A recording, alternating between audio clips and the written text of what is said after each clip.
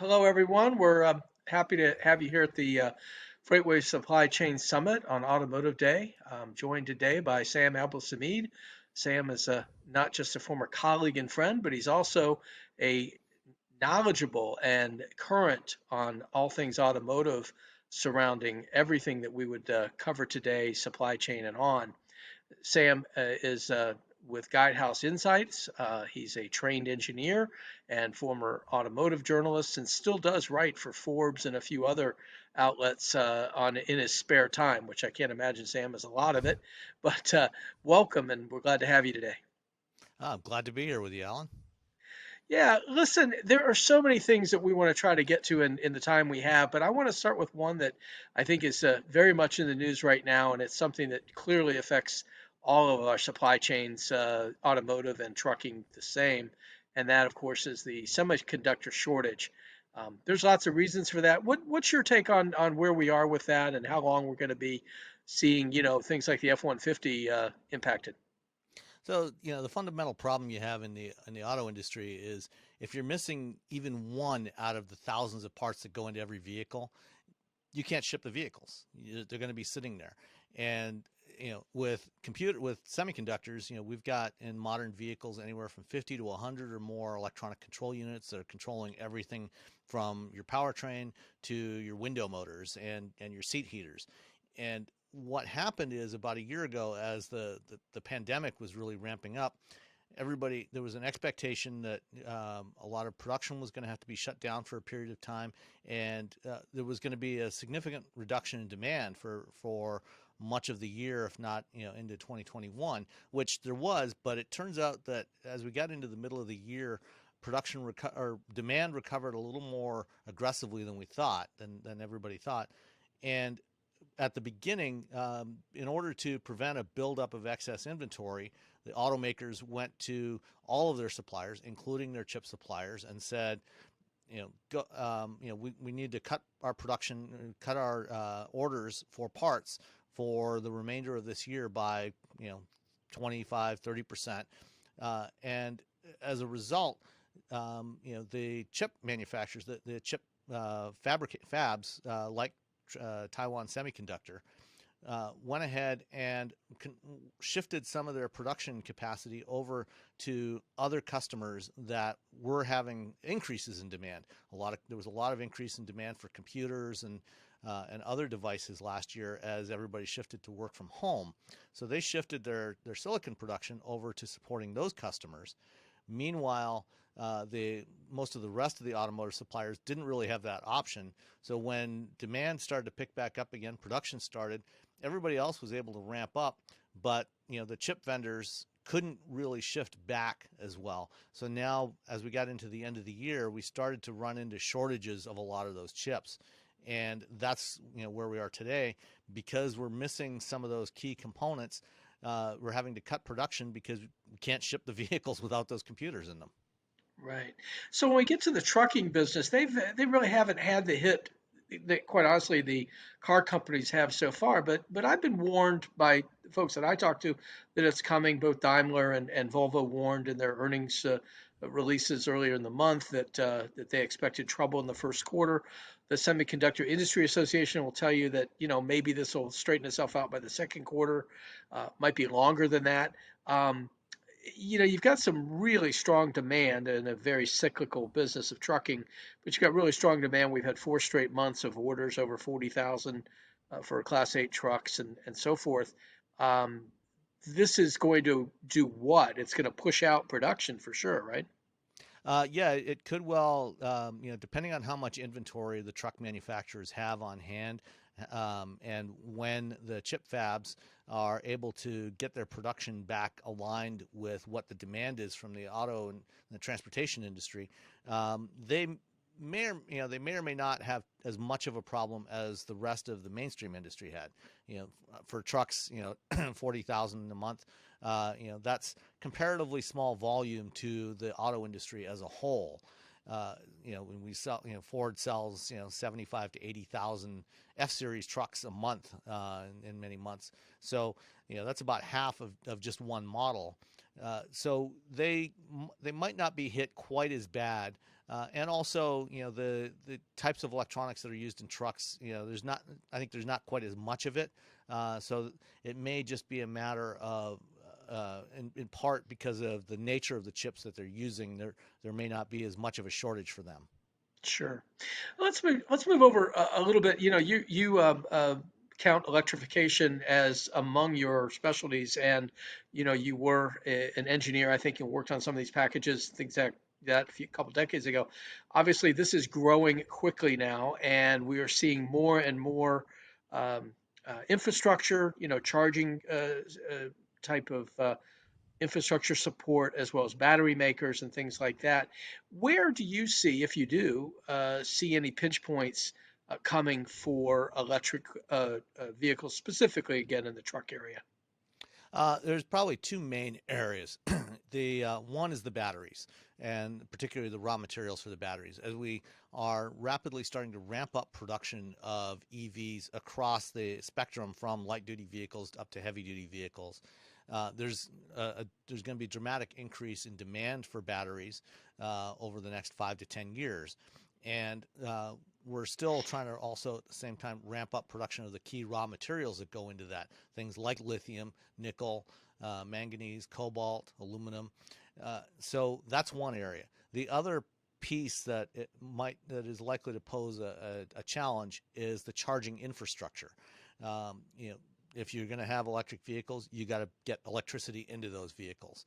And depending on the type of vehicle we're looking at in trucking, if it's local fleet trucks, like delivery fleets, local delivery fleets, that sort of thing, or even contractors, plumbers, things like that, that are shifting to electric vehicles, in many cases they will be relying on, if there's a fleet as opposed to just an individual user, they'll be relying on charging that they may install at their own depot, their own warehouse, and so the infrastructure won't necessarily be as big of an issue, although they may in many cases have to put in extra electrical capacity to support all those chargers.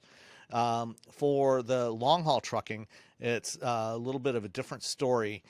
Charging for long haul trucking is going to be more of a challenge just because of the size of the batteries that's needed, and in many cases it's looking more likely that we're going to see a lot of fuel cell deployment for the long haul trucks, because of the speed with which you can refill a hydrogen tank as opposed to charging up a 1,000 megawatt hour battery pack.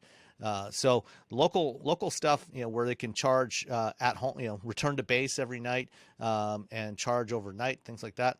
The infrastructure probably won't be as big of an issue as perhaps just the core battery supply was going to be. Yeah, we're seeing. You mentioned fuel cells, and it's an area that I'm pretty familiar with. From my past, and it's something that does seem to be getting more and more attention. We're seeing we're seeing more entries. We're also seeing the companies that have been in fuel cell for a while, like your Plug Powers and Ballard, and some of these guys are really starting to see some nice share appreciation in their stocks. There seems to be, a little bit more sustained interest, maybe. It's always been said of fuel cells that they're 10 years away. Are they still? I think that timeline is shrinking. I think it's maybe 4 to 5 years now. So I think people are starting to recognize some of the potential advantages that a fuel cell vehicle has, a fuel cell powertrain has relative to a battery electric for certain types of applications. Especially for the long haul trucks when you're carrying cargo. These vehicles make their revenue based on how many pounds of cargo they can carry. And batteries, for all the advances that have been made with battery technology over the past decade or two, they're still enormously heavy and relatively low in energy density compared to most other sources of fuel, most other sources of energy. And if a truck that's limited to 40 tons has to carry 10,000 pounds or more of battery to go 400 or 500 miles, that poses a problem, in terms of the revenue losses that you're going to have for payload. So a lot of companies are looking at fuel cells because it's a lot lighter, for the same kind of range, and you can refuel it a lot faster than you can recharge the battery. So I think that's why we're seeing this shift towards the big vehicles, the big long haul vehicles for fuel cells. There's a couple things about fuel cells, and it comes back to some of the same questions I guess that you get on battery electric vehicles, and that is the whole chicken and the egg. In the case of fuel cells, it's the technology is clearly there for fuel cells now. We know how to make stacks, and they work. But there's still that issue of hydrogen availability, making it, and again, I think if you look at the environmental aspects, you've got different colors now associated with hydrogen. You've got green hydrogen, which is typically, I guess, from electrolyzers and needs a lot of electricity and obviously cheap electricity. And then you've got other things. You've got steam methane reformation and things like that, which are, I don't know, that's gray or what color that is, but it's not completely clean. How do you reconcile some of these things as we look at fuel cell uh, trucks and the type of hydrogen that we can make for them? Yeah, so there's a couple of things to unpack there. One is, what is the source of the hydrogen, and the other part is how do you get the hydrogen to the vehicles. You know, again, looking at the type of application, these long haul trucks versus a regular consumer vehicle. For consumer vehicles, fuel cells haven't really caught on. Because consumers expect to be able to take their vehicle and drive wherever they want, anytime they want. And so you need a much broader network of fueling infrastructure to support vehicles at the consumer level. With trucking, the use case can be somewhat more constrained. You can, a lot of times, a lot of these trucks are running along known fixed routes, and where you've got enough density of trucks, and if you've got enough density of fuel cell trucks, you can install a more limited network of hydrogen stations along those routes where it's going to be used. And this is this is the strategy that Nikola had articulated, as part of their strategy for developing both a fueling infrastructure network and the vehicles. They wanted to gradually expand availability of the vehicles as they build out a network of fueling stations to along the routes where the trucks are going to be used. Then the next part of that is the hydrogen itself. Where's that coming from? The green hydrogen, as you mentioned, that's hydrogen that's being generated primarily from electrolysis using primarily renewable sources.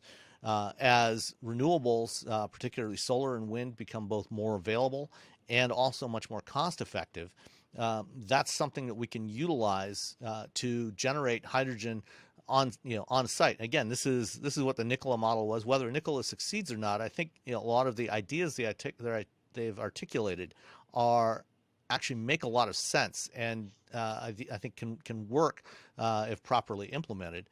So I think what that approach of generating hydrogen from renewables is the way that ideally we want to go. In some cases, we probably still use some steam reformation in certain locations or for certain applications. But we absolutely, as the more we shift it to using renewables as the energy source for production of the hydrogen, and then hydrogen as the energy carrier in the vehicles, I think that we can really start to make some real progress on getting towards carbon neutrality for fleets. It's interesting as we talk about this, we're really talking about a supply chain issue in itself. Whether that supply chain is getting electricity at a price that you can use it to make a green hydrogen from renewables, or whether it's mobile hydrogen. You saw recently that Navistar and General Motors and JB Hunt and a mobile steam reformer basically wants to truck hydrogen, for these fuel cell trucks that Navistar will make. These are all supply chain issues too. Where are the hiccups, or where are the potential issues in any of those models, Sam? Well, I mean, in part, it does go back to the whole chicken and egg scenario. Is picking, what is your path going to be, in terms of which technology you're going to use? You're going to generate the hydrogen at a specific site and dispense it there, or are you going to do it mobile, as you talked about? You know, basically you have to pick a path and then start to get customers for the trucks to in order to get enough volume, enough utilization to make it all economically viable. So it's trying to line those two pieces up, the supply and the demand for the fuel, in order to make a viable business case out of it. Mhm. Yeah, I guess just last thought on hydrogen is, do you see? You said maybe 4 to 5 years. I mean, we've had again, Navistar predicts 2024. I think at least for the initial Nikola trucks, we're talking 2023. Again, kind of designated routing. For Anheuser-Busch, I think is their signed customer. They have a lot of orders or a lot of expressions of interest, but. Do you really think we're going to see this, albeit even in very small volumes, by that time? Yeah, I think we will. I think, certainly here in North America, I think we will start to see that, in certain limited locations and gradually spreading out, as it starts to demonstrate its viability. Then I think you'll see companies adopting more of these trucks, and in turn, we'll see the infrastructure, the supporting infrastructure, get put in place. In other markets like China in particular, China is really pushing this for the heavy duty trucks, and I think it'll probably grow faster there. But I think we will see it happening here by mid-decade. Hmm. What else beyond hydrogen, beyond battery electrics, do you see as being, we know that trucking is extremely cyclical. We talk about automotive being cyclical, but trucks tend to be more like the high-end roller coasters at a Cedar Point or somewhere like that in terms of the ups and downs. Where do you see trucking possibly being able to smooth out uh, some of those peaks and valleys, if that's what you want to call them? Do you see that anywhere happening? I mean, we certainly have a lot more going on with parts ordering on the internet and things like that, and that sort of thing. Do you see some smoothing out of some of these issues over time? Yeah, absolutely. In fact, you talk about smoothing out this, particularly with local fleets as they get electrified.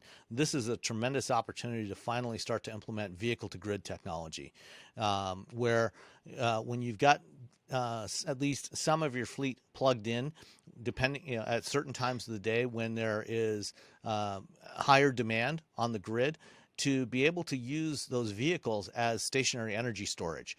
And so there's a potential there both to help support the grid with that temporary stationary storage, as well as provide potential new revenue streams for these fleet operators, depending on the nature of the commercial relationships that they develop with grid operators and utilities. So I think that's really a key component that's going to help. And because you can plan that out better with fleets than you can with individual consumers, and you can also have more capacity, because you've got more vehicles with bigger batteries, that it can be more practical to do vehicle to grid with these fleet applications than for individual consumers. Yeah. Let me get you out of here on this one, and that's another aspect of batteries, and that's secondary use. Batteries in trucks and cars don't use anywhere near that is, electrification. They don't use anywhere near the capacity that they have, and so it seems like there's some interest in. I know Volvo just created an energy business, if you will, and one of their focuses, if you can have more than one, is secondary use for batteries. Talk a little bit about that as we wrap up here. Yeah, so this is all part of a larger approach to trying to make electrification more cost effective and less resource intensive, because obviously it does take a lot of resources, both in terms of materials as well as energy, to manufacture batteries. So the more useful life you can get out of the batteries, then you have the potential to reduce reduce the costs for individual users along the life cycle of that battery. So if you know that you're going to be able to take a battery, perhaps once it's total useful capacity gets down to maybe 60 or 70% of what it was originally, take that battery out and put it into some other application, like a stationary storage application, and perhaps only charge the original user of that battery in the vehicle for the amount of capacity that they used.